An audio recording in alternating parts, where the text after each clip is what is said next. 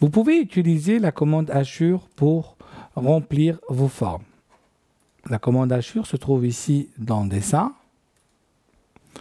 On va pouvoir, dans un premier temps, type de motif, choisir le motif qui nous intéresse. Là, en cliquant sur les 3 points, vous pouvez choisir votre motif.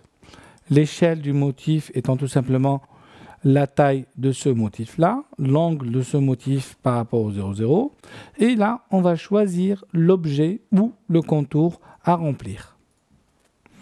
On a 2 méthodes. La première, c'est de choisir un point, donc de cliquer à l'intérieur d'un motif, de faire entrer aperçu et on voit apparaître la hachure.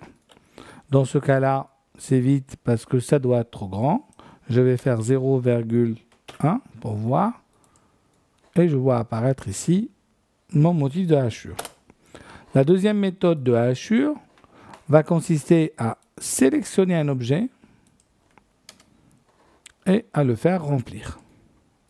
On peut éditer les hachures en passant par modification et on a ici modifier le motif de hachure. Sélectionner une hachure. Et là, on va pouvoir modifier son échelle. Si je fais 0,5, vous voyez, c'est trop grand. Si je relance ma commande motif, sélectionner une hachure, je vais la mettre à 0,05 pour voir. Et là, j'obtiens un mur plus intéressant. Je reprends mon outil hachure. Nous avons ici une commande qui s'appelle hériter les propriétés, qui permet tout simplement de récupérer les propriétés d'un objet pour pouvoir la mettre à l'intérieur de notre objet. Aperçu. Et vous voyez, j'ai récupéré cette hachure-là pour la mettre sur cet objet-là. Je fais entrer, je valide. Si je double-clique sur une hachure, j'accède justement à la palette hachure. Et j'ai ici, si vous remarquez bien, par défaut, coché associatif. Une hachure associative voudrait dire tout simplement que si je modifie son contour, la hachure, elle va suivre ce contour-là. Je double-clique sur ma hachure.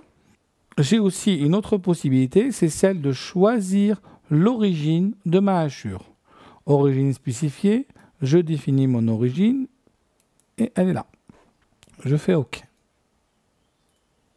Faisons un test simple, je vais supprimer tous mes dessins.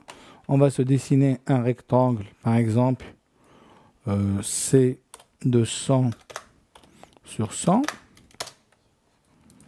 À l'intérieur de ce rectangle, on va mettre du carrelage, par exemple. Donc, choix du motif, je vais prendre des carreaux.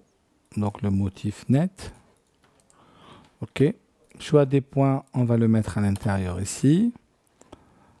Aperçu, c'est trop serré. Échappe. Je vais faire une échelle un peu plus grande pour les voir. Voilà. Et je fais OK.